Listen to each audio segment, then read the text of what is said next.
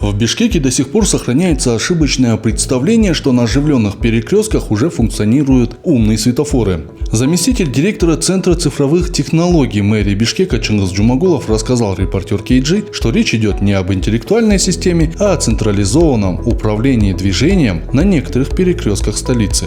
В целом, получается, на сегодняшний день у нас происходит это все в централизованном управлении. То есть централизовано по 22 перекресткам в зависимости от ситуации, от заторов и направления транспорта.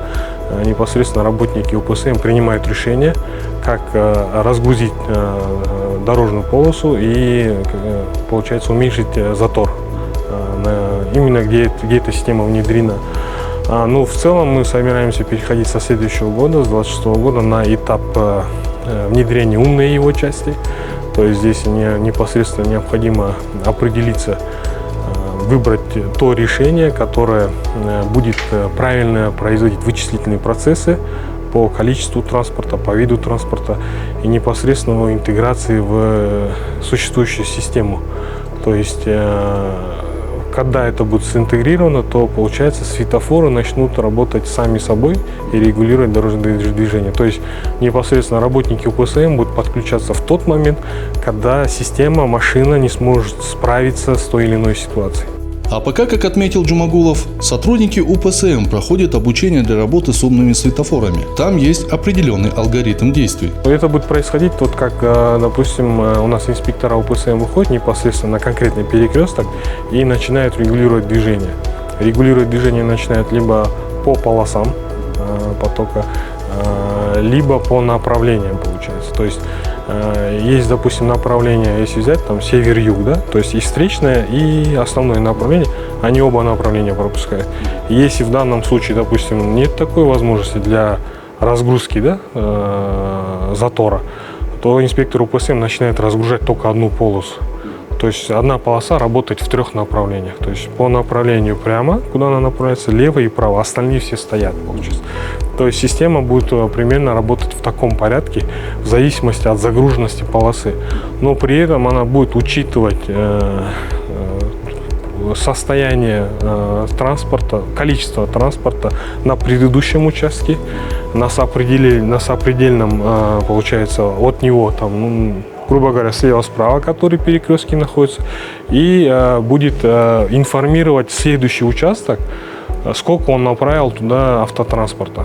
То есть уже следующий участок, светофор, который подключен к системе, будет знать, что у него, допустим, 50 машин сейчас присутствует по данному направлению.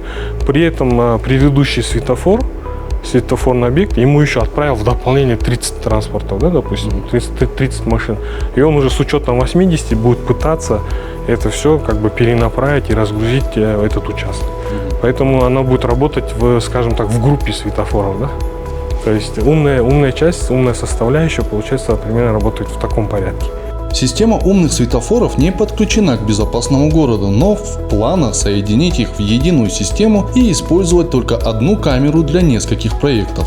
Да, по этому вопросу у нас тоже ведутся определенные переговоры.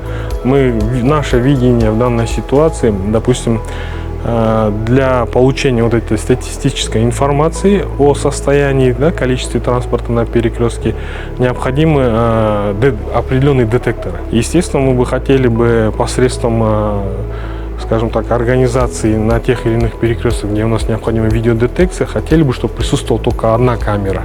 То есть у нас не было, допустим, на одном перекрестке 5 камер 5 различных ведомств. Да? Ну, это, во-первых, экономия бюджета, ну и, во-вторых, у нас же, знаете, проект «Чистое небо», да? Мы хотим, как бы, чтобы облик города тоже был такой, более красивый, скажем так. Да? И у людей визуально было больше пространства. Да? Конечно же, есть моменты, когда инспектор УПСМ просит помощи своих коллег, и они выходят сами на перекрестке. Делается это в следующих случаях.